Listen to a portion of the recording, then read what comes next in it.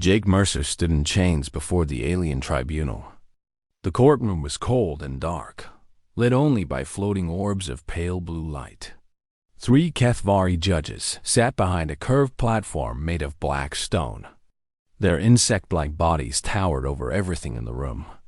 Compound eyes, each containing thousands of tiny lenses, stared down at him without emotion. Their chitinous shells gleamed like polished armor. Jake was 34 years old. Back on Earth, he had been a mechanical engineer. He had built machines that helped people. He had designed water purification systems for poor communities. He had created wind turbines for remote villages. When the HFY Empire conquered the outer human colonies 5 years ago, they had seen his skills and wanted him to work for them. They wanted him to build weapons. Jake had refused. Again and again, he said no. He would not help them kill innocent people. He would not design tools of destruction. The HFY did not understand this. To them, refusal was the same as rebellion. And rebellion had only one punishment. The chief judge, a massive creature with a scarred shell, leaned forward. His mandibles clicked together as he spoke. The translation device in Jake's ear converted the alien sounds into words he could understand. Human designation Jake Mercer. You have been found guilty of crimes against the Empire. Your sentence is rehabilitation through survival. You will be transported to Vendor 9, where you will live off the land until your natural death. May the jungle teach you the respect you refuse to learn. Jake felt his stomach drop. He had heard stories about Vendor 9. Every prisoner had. It was a death world, a planet covered in jungles so deadly that nothing could survive there for long. The HFY dropped their worst criminals on its surface with almost nothing. Most died within days. The longest anyone had survived was 90 days, and that person had been a trained soldier from a warrior species. The guards dragged Jake from the courtroom and threw him into a transport ship. The journey took 3 days. Jake spent most of it alone in a small cell, thinking about his life and wondering how it would end. Would he be eaten by some massive predator? Would he starve to death? Would poison plants kill him in his sleep? When the ship finally arrived at Vendor 9, they brought Jake to the drop pod bay. A HFY officer was waiting for him there. This one was different from the others Jake had seen. He moved with authority, and the other aliens showed him respect. His shell was darker than most, almost black, and his compound eyes seemed to study Jake with something that might have been curiosity. I am Warden Commander Ziltek, the officer said. I oversee all operations on this world. I have watched thousands of exiles fall into that jungle below. Do you know how many have survived longer than 1 standard month? Jake did not answer. None, Ziltek continued. Your species is particularly fragile. You have no natural armor, no venom, no claws or fangs. You cannot run very fast. You cannot see in the dark. By every measure, humans are among the weakest intelligent species in the galaxy. Jake looked out the viewport at the planet below. It was beautiful in a terrifying way. Endless green covered its surface, broken only by silver rivers and the occasional mountain peak. Somewhere down there, something was waiting to kill him. I have wagered with my subordinate that you will last 7 days, Ziltek said. He believes you will die within 3. Prove us both wrong if you can. It would be entertaining. They gave Jake a single blade. It was about the length of his forearm, with a simple handle and a sharp edge. That was all. No food, no water, no supplies. Just a knife and the clothes on his back. The drop pod was small and uncomfortable. Jake strapped himself in as the doors closed around him. He felt the ship release him, and then he was falling. The pod shook violently as it entered the atmosphere. Through the tiny window, he could see flames licking at the heat shield. The noise was deafening. Then the parachutes deployed, and everything became quiet. Jake watched the jungle rise up to meet him. The trees were massive, bigger than any he had seen on Earth. Their trunks were wider than buildings.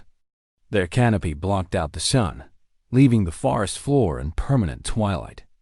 Vines hung everywhere, some as thick as his arm. Strange birds with too many wings flew past the descending pod. The landing was hard. Jake bit his tongue and tasted blood. For a moment, he just sat there, catching his breath and waiting for his heart to slow down. Then he heard something outside. Something big was moving through the underbrush. Attracted by the noise of his landing, Jake grabbed his blade and hit the release button. The pod door flew open, and he rolled out into the alien jungle. The air hit him like a wall. It was hot and thick with moisture, harder to breathe than any air he had known. Strange smells filled his nose, some sweet, some rotten, some completely unfamiliar. The ground beneath his feet was soft with layers of dead leaves and decomposing matter. The sounds were everywhere. Clicks and chirps and howls and screams. The jungle was alive, and it knew he was here. Jake saw movement to his left. Something was watching him from behind a massive fern. He caught a glimpse of yellow eyes and teeth that curved like knives. The creature was roughly the size of a horse, but it moved like a cat, low and careful. Jake did not run.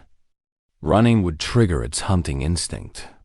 Instead, he backed away slowly, keeping his blade raised and his eyes locked on the predator. He made himself look as big as possible and let out a loud yell. The creature paused. It was not used to prey that fought back. After a long moment, it turned and disappeared into the undergrowth. Deciding to find easier food, Jake let out a shaky breath. He was still alive. For now, he looked around at the jungle, at the impossible task before him. The HFY expected him to die here. They had dropped him on this world to suffer and perish like all the others. But Jake was human, and humans had survived ice ages and famines and plagues. They had crossed oceans in wooden ships and walked on the moon. They had been prey once, millions of years ago, surrounded by predators bigger and stronger and faster than them. They had survived anyway. Jake tightened his grip on his blade and started walking. He needed to find water first, then shelter, then food. One problem at a time. One step at a time, he would not die on this planet. The Wardens were watching from orbit, already recording his first hours for their entertainment archives. They expected to watch him suffer. They expected to watch him suffer. They expected to see him fail. They had no idea what they were about to witness. The first week was the hardest. Jake nearly died 4 times before he learned the basic rules of Vendronine. On his second day, he drank water from a clear stream and spent the next 12 hours vomiting. The water looked clean, but contained microscopic parasites that attacked his stomach. He survived only because he found a type of bark that, when chewed, seemed to kill the parasites. He discovered this by accident when he tried to eat the bark out of desperate hunger and noticed his stomach pain fading. On day 4, he tried to sleep on the ground and woke up covered in tiny insects that were burrowing into his skin. He had to cut them out with his blade, leaving small scars across his arms and legs. After that, he learned to sleep above the ground, in the branches of the massive trees. On day 6, he stepped on a root that was not a root at all. It was a snake-like creature that moved faster than his eyes could follow. It bit his ankle before he could react. Jake felt the venom burning through his veins and prepared to die. But for some reason he did not understand, the venom did not kill him. It made him sick and gave him terrible fever dreams, but by the next morning, he was still breathing. Perhaps human biology was different enough that the alien poison could not do its full damage by the end of the first week. Jake had learned more about survival than he had in his entire life on Earth. He learned which plants were safe to eat by watching what the local animals avoided. He learned that certain trees had bark that repelled the smaller predators. He learned that the jungle had patterns, and if he paid attention, he could predict where danger would come from. Warden Commander Ziltek watched the surveillance feeds with growing interest. He had lost his wager with Officer Krath. The human had survived the first week. This was unexpected but not unheard of. Surely the creature would die soon, but Jake did not die. On day 15, he built his first real shelter. He had found a massive tree with branches thick enough to hold his weight. Using vines that secreted a natural glue when twisted, he wove together a platform high above the ground. It was crude and uncomfortable, but it kept him safe from the night predators that roamed the forest floor. On day 20, he discovered fire. Not by making it himself, but by finding a volcanic vent hidden in a nearby cave. Hot gases poured from cracks in the rock, and Jake realized he could use this natural heat source. He brought wood to the vent and learned to create burning embers that he could carry back to his shelter. Fire changed everything. It gave him light. It let him cook food. It scared away the creatures that hunted in the darkness. By day 30, Jake had done something no exile had ever accomplished. He had established a defensible position with reliable food, water, and shelter. The wardens began paying closer attention. Jake spent the next month improving his situation. He discovered that the red-barked trees produced a sap that most creatures found disgusting. He coated his shelter with this sap, creating a barrier that kept insects and small predators away. He dug a channel from a clean spring to his tree, giving himself a constant supply of fresh water that he boiled over his fire to make it safe. He studied the predators. The great six-legged hunters, which he called stalkers, fed at dawn and dusk. If he stayed hidden during those times, they rarely noticed him. The venomous swarms that filled the air only emerged when the two moons were both visible. On those nights, Jake learned to seal himself inside his shelter and wait until morning. The underground root systems fascinated him most. The trees of Vendronine were connected beneath the soil. When something large moved through the forest, the vibrations traveled through these roots like messages through wires. Jake learned to press his ear to the ground and feel what was coming long before he could see or hear it. Officer Krath stood beside Ziltek in the monitoring station, his compound eyes fixed on the screen showing Jake's shelter. "He has been alive for 60 days, Krath said. "This is impossible." "He is a soft creature with no advantages." "He has one advantage," Ziltek replied slowly. "His mind. Watch how he solves problems. Watch how he learns. I have never seen anything like it." By day 80, Jake had a garden. He had found edible tubers growing in a valley 3 kilometers from his shelter. Instead of walking there every time he needed food, he dug up several plants and replanted them near his tree. He watered them and protected them from animals. Within weeks, they were growing strong. The Kethvari had conquered hundreds of worlds. They had encountered thousands of species, but they had never seen a creature transform its environment so quickly and so effectively. Day 100 arrived, and Jake began his real project. He had found iron deposits in the volcanic cave.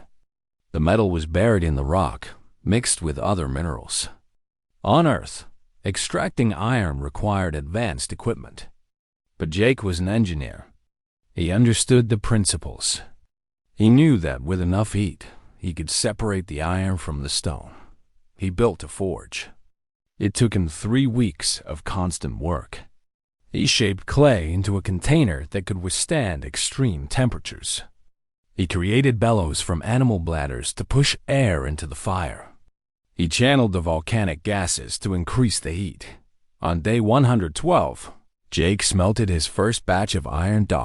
It was crude and full of impurities, but it was metal. He hammered it into shape while it was hot, creating tools that were stronger than anything he could make from stone or wood. He made a better knife. He made an axe. He made hooks for catching fish. Warden Commander Yeltek stared at the surveillance feed in disbelief. In all the history of Vendor 9, no exile had ever made metal tools. Most died before they could build a fire. This human had created a forge. What do we do? Krath asked nervously. Should we stop him? Should we send predators to his location? Ziltik was quiet for a long moment. His mandibles clicked together as he thought. No, he said finally. We let him continue. I want to see how far he can go. Deep in the jungle, Jake stood before his forge and watched the flames dance. His hands were burned and calloused. His body was covered in scars. He had lost weight and gained muscle. He barely recognized himself anymore, but he was alive. More than alive. He was building something. The Kethvari had sent him here to die. They had given him a blade and expected him to fail.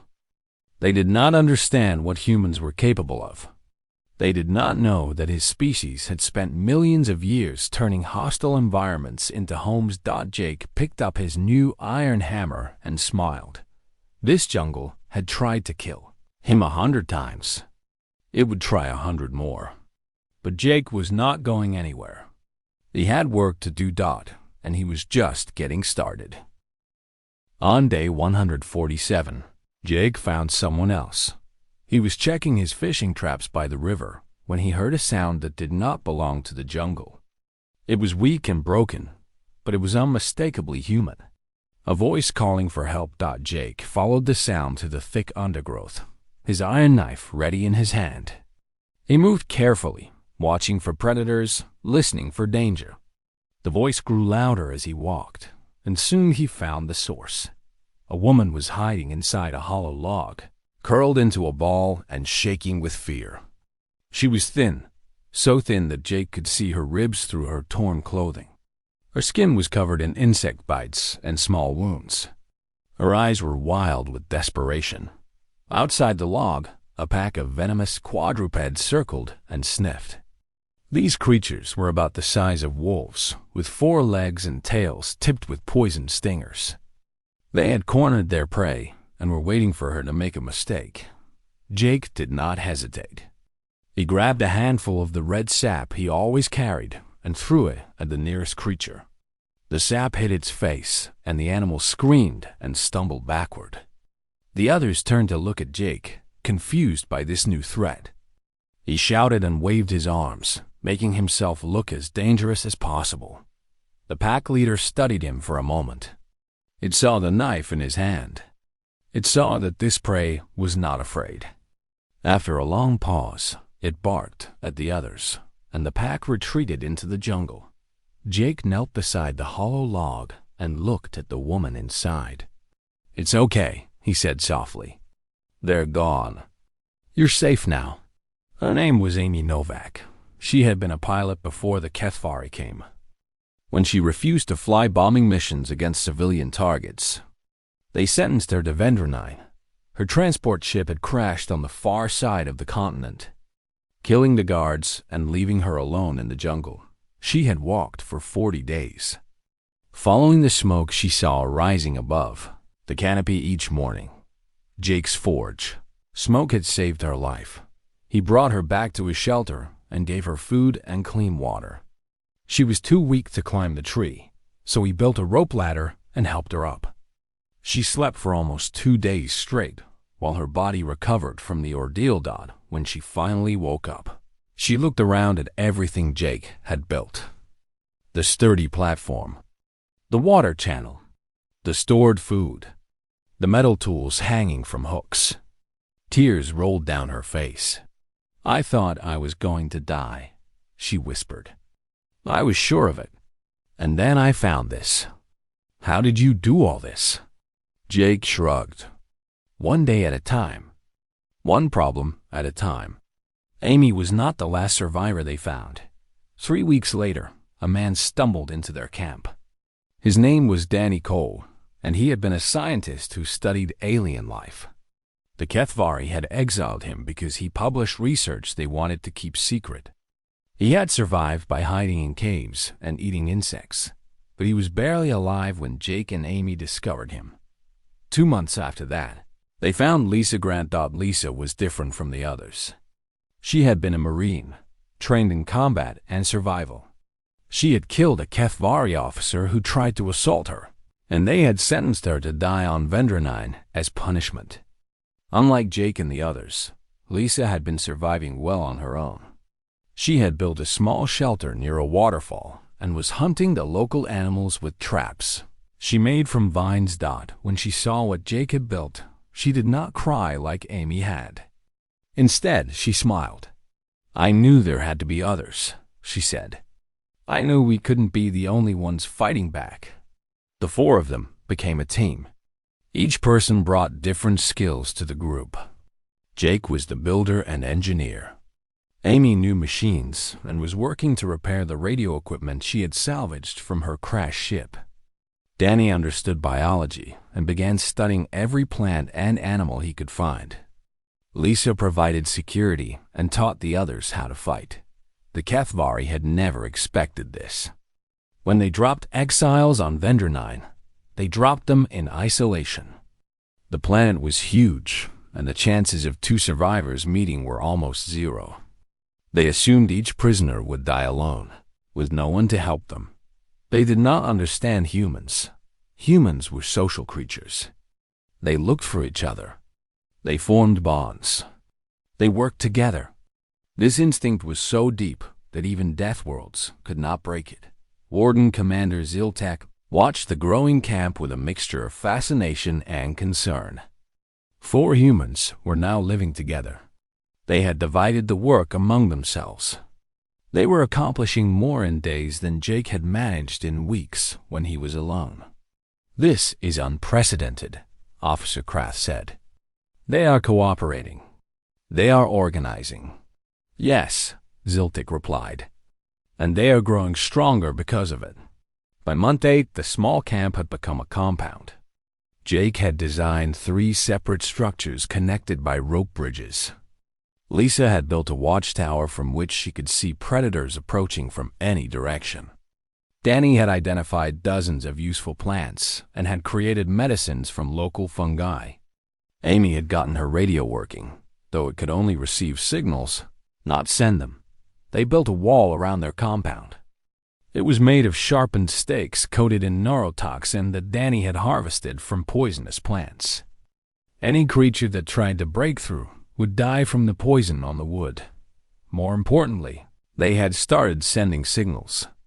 Amy lit fires in patterns, sending smoke into the sky at regular intervals.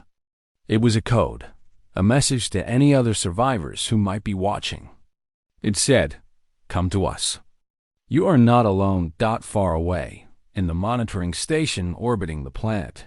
Ziltek's superiors began asking questions. "What is happening on Vendra?"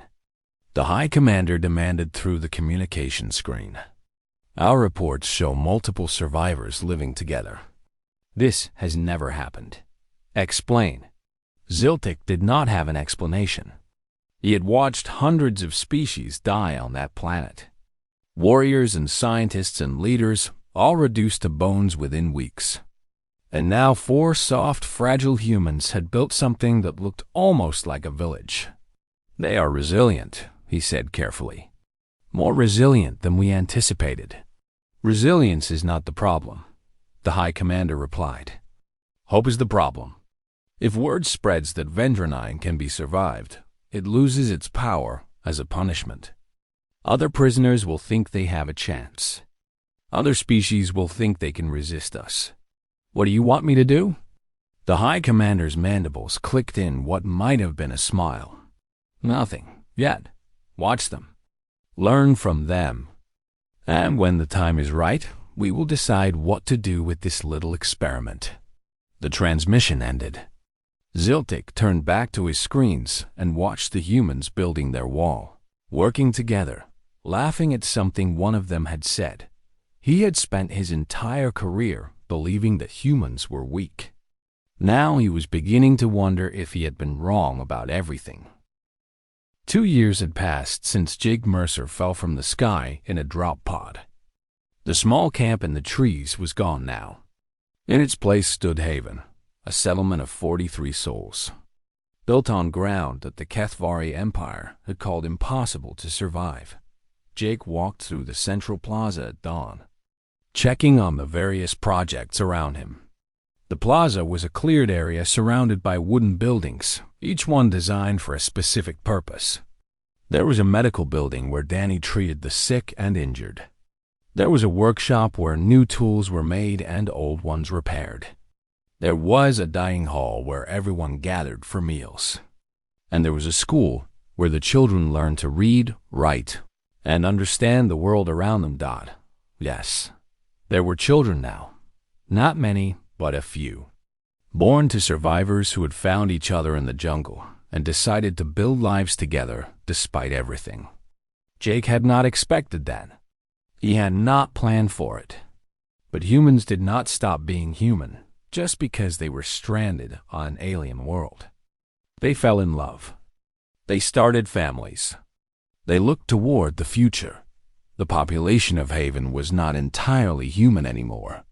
Word had spread beyond their species. Other exiles from other worlds had seen the smoke signals and followed them to safety. 2 Vrelians had arrived 6 months ago. They were bird-like creatures covered in bright feathers, with wings that could not quite fly in the heavy gravity of Vendranine. They had been exiled for refusing to fight in the Empire's wars. Their names were difficult for human tongues to pronounce, so Jake called them Finn and Vera. They were skilled weavers and had taught the humans how to make rope and fabric that was 3 times stronger than anything they had made before. Gorth named Stone had wandered into camp 4 months later. The Gorth were massive creatures with skin like rock and strength beyond anything Jake had seen. Stone had been accused of sedition, though he claimed he had only asked questions about the Empire's methods. He was quiet and gentle despite his size, and he had become essential for construction work that required moving heavy objects. The most surprising arrival was a young Kethvari named Silena. She had been exiled by her own people for advocating peace with the outer colonies. When she first appeared at the gates, Lisa had nearly killed her on sight. To the humans, all Kethvari looked like enemies. But Jake had stopped her.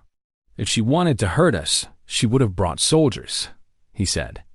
She came alone. Let's hear what she has to say. Silena's story changed everything. She explained that not all Kethvari supported the Empire's cruelty. Many wanted peace, but were afraid to speak out. She had spoken, and it had cost her everything. Now she lived in Haven like everyone else. She helped Danny study the local biology, since her species had more knowledge about Vendranine than anyone. She taught the others about Kethvari language and culture. And slowly, carefully, she helped them understand that the Empire was not the same as its people. Jake reached the edge of the plaza and climbed the stairs to the watchtower. Lisa was there, as always, scanning the jungle with sharp eyes. "Quiet night?" he asked. "Mostly," she replied. Pack of stalkers passed through the eastern sector. They stayed away from the walls. The walls were impressive now. What had started as sharpened stakes had grown into a proper fortification. Stone had helped them move massive rocks into position. The Vrelians had woven nets above the walls to catch anything that tried to climb over. Danny had developed new poisons that could stop even the largest predators. Haven was not just surviving anymore. It was thriving. In the monitoring station above, Officer Krath paced nervously. The screens showed images of the settlement from every angle. He watched humans and aliens working side by side. He watched smoke rising from the forge, which had grown from a crude hole in the ground to a proper metalworking facility. He watched children playing in a clearing that had been carved out of the deadliest jungle in the known galaxy. "They have electricity," Krath muttered. "How do they have electricity?" Amy had figured that out. Using parts salvaged from her crashed ship and wire made from copper she found in the mountains, she had built a simple generator powered by wind. It was not strong enough to run major equipment, but it powered lights and basic communication devices. More importantly, it proved that such things were possible. Warden Commander Ziltek stood at the window of the station, looking down at the green planet below. He had been watching the humans for 2 years now. He had seen them grow from 4 desperate survivors to a community of dozens. He had seen them do things that no exile had ever done. "The High Council has made their decision," Krath said from behind him. "They are sending a delegation. A full military delegation." Ziltik nodded slowly. He had expected this. The Empire could not allow Haven to continue existing. It was too dangerous. Not because the settlement was a military threat. 43 people with handmade weapons were no match for the Imperial fleet. But because of what it represented: hope, possibility, proof that the Empire could be defied. "When do they arrive?" Ziltik asked. 12 days. 12 days. That was all the time Haven had left. 12 days before warships descended from the sky and reduced everything Jake had built to ashes. Unless something changed. ZYL single quotes Tech thought everything he had witnessed. He thought about the human who had refused to build weapons and then built a civilization instead. He thought about Solana, his own species mate, who had found more acceptance among aliens than she ever had among her own people. He thought about what he believed in, what he had always believed in: order and obedience and the glory of the Empire. But watching Haven had made him question those beliefs. Were they really better? Was their way really superior? Or were they just more powerful, using that power to crush anything different? "Sir?" Krath asked. "Your orders?" Ziltik turned from the window. His compound eyes reflected the lights of the monitoring station. "Continue observing," he said, "and say nothing to the High Council about our conversations." Krath hesitated. "Sir, that sounds like what, officer?" "Like doubt." Ziltik clicked his mandibles. "Perhaps it is. Perhaps watching these humans has taught me something. They were supposed to die, Krath, every single one of them. Instead, they built something beautiful. And we are going to destroy it because we are afraid of what it means." He walked toward the door. "I need to think," he said. "Hold all communications until I return." Down in Haven, Jake had no idea what was coming. He stood in the plaza, watching the sun rise over the walls of the settlement he had helped create. Around him, people were waking up and starting their days. Finn and Vera were setting up their weaving station. Stone was carrying lumber for a new building. Danny was teaching a young girl how to identify safe plants. It was not Earth. It would never be Earth. But it was home, and Jake would do whatever it took to protect it. The warships came on the morning of day 912. Jake was working in the forge when he heard the thunder. At first, he thought it was a storm. Then Amy came running, her face pale with fear. "Ships," she gasped. 3 of them, coming down fast. Jake dropped his hammer and ran to the watchtower. Lisa was already there, pointing at the sky. 3 massive vessels were descending through the clouds, their hulls black and gleaming, their weapons clearly visible. Each ship was larger than Haven itself. Each carried enough firepower to reduce the settlement to rubble in seconds. The people of Haven gathered in the plaza. Humans and Vrelians and Stone and Silena, all standing together, watching their doom approach. Some of the children were crying. Some of the adults were too. Jake climbed down from the tower and walked through the crowd. He touched shoulders and spoke quiet words. He did not lie to them. He did not pretend everything would be fine. But he reminded them of who they were and what they had built. "Whatever happens," he said, "we face it together. That's what we've always done." The ships landed in the clearing beyond the walls, their engines burning the ground beneath them. For a long moment, Nothing moved. Then the largest ship's doors opened, and soldiers began pouring out. HFY warriors in full combat armor, carrying weapons that could cut through stone. They formed lines and waited. Finally, a figure emerged from the ship. He was old, older than any HFY Jake had ever seen. His shell was covered in scars from countless battles. His movements were slow but carried absolute authority. Behind him walked Warden Commander Zieltek and Officer Krath. Jake walked to the gate of Haven. Lisa and Amy walked with him. So did Silena, despite the looks of hatred the soldiers gave her. They stood at the entrance to their home and waited for the old warrior to approach. He stopped a few meters away and studied Jake with ancient compound eyes. The silence stretched for what felt like hours. "You are the one called Jake Mercer," the old warrior finally said. "The engineer who refused to build weapons." I am High Commander Vextiel of the HFY Empire. I have conquered more worlds than you have years of life. I have destroyed civilizations that lasted longer than your entire species has existed." Jake did not flinch. "And now you've come to destroy us." Vextiel tilted his head. "I came to see for myself.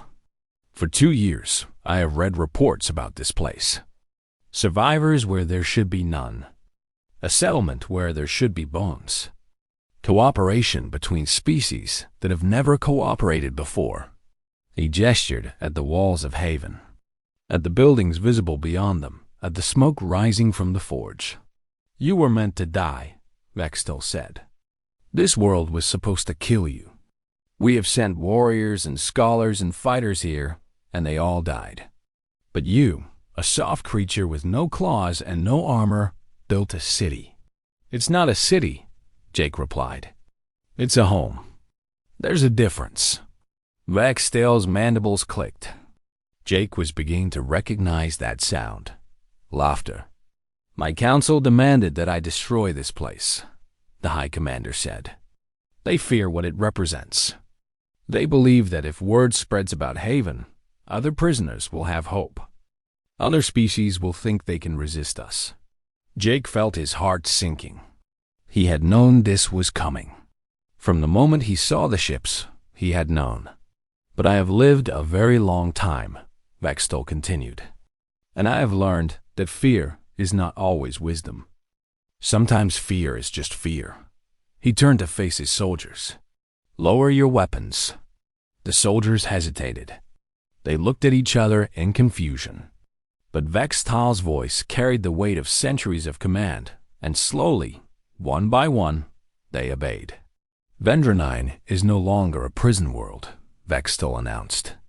"By my authority as High Commander, I declare it a protectorate. The people of this settlement have proven themselves. They have taken our death sentence and built life from it. They have shown courage and creativity that we should admire, not destroy." He turned back to Jake. "The Empire has much to learn from humans. You adapt. You build. You refuse to accept limits that others consider absolute. These are not weaknesses. They are strengths we have been too proud to recognize." Jake stared at him. He could not believe what he was hearing. "You're not going to kill us?" "No, I am going to protect you. And I am going to watch what you do next." Behind Jake, Amy let out a sob. Lisa put an arm around her. Even Stone, the massive Gorth who rarely showed emotion, had tears running down his rocky face. Silena stepped forward. For a moment the soldiers tensed, but Vextiel raised a hand to stop them. "You abandoned your people," the High Commander said to her. "My people abandoned me," Silena replied, "because I believed we could be better. I still believe it."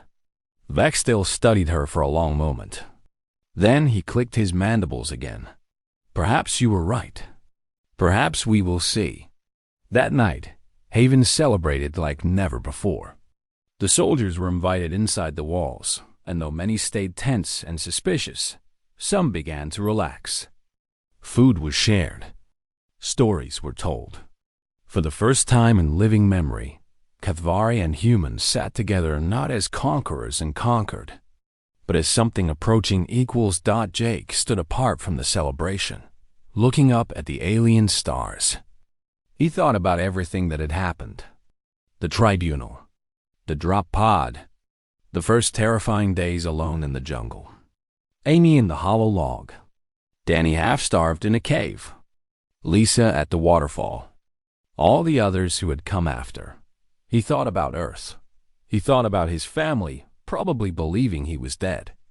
He thought about all the humans across the galaxy living under Kathvari rule, hoping for something better. Haven was not freedom. Not yet. They were still on a world controlled by the Empire, protected only by the word of one old commander. That could change. Vextol would not live forever. Politics could shift. Everything they had built could still be taken away, but they had proven something important. They had proven that humans could not be broken so easily. They had proven that cooperation was stronger than cruelty. They had proven that life could grow in the most hostile places if people refused to give up. Lisa walked up and stood beside him. "You okay?" she asked. Jake smiled. "I'm thinking about what comes next." Next? We built a settlement. Now we need to build a future. Not just for us. For everyone the Empire has tried to crush. Lisa laughed. That's a big goal. We started with a knife and an alien jungle. Big goals are what we do. Far above them, in the monitoring station, Warden Commander Ziltak watched the celebration through his screens. For the first time in his long career, he felt something he did not recognize. It took him a while to identify it. Hope. The jungle of Vendranine stretched out in all directions, dark and deadly and full of things that wanted to kill. But in the middle of it all, lights burned bright and voices laughed and different species sat together around. Fires. The Kathvari had sent Jake Mercer here to die. They had forgotten what humans were made of. And now the whole galaxy would remember.